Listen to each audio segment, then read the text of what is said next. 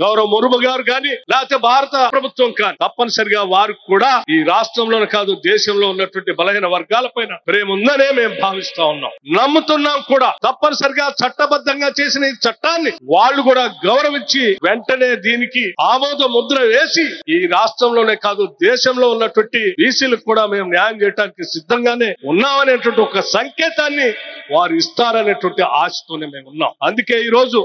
రాష్ట్ర ముఖ్యమంత్రి రేవంత్ రెడ్డి గారి నాయకత్వంలో యావత్ కేబినెట్ మొత్తం శాసనసభ్యులు, శాసన మండలి సభ్యులు, పార్లమెంట్ సభ్యులు, రాష్ట్రానికి సంబంధించిన మొత్తం కార్పొరేషన్ చైర్మన్లు, జిల్లా కాంగ్రెస్ కమిటీ అధ్యక్షులతో సహా ఇక్కడికి వచ్చి ఇక్కడ ఒక ధర్నా కార్యక్రమాన్ని ఏర్పాటు చేయటం అంటే ఈ ధర్నా కార్యక్రమం ద్వారా ఈ ప్రభుత్వానికి గౌరవ రాష్ట్రపతి గారికి మా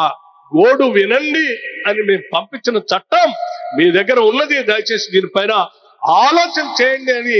వారి దృష్టికి తీసుకొని రావటం కోసం ఏర్పాటు చేసినటువంటి ధర్నా కార్యక్రమమే తప్ప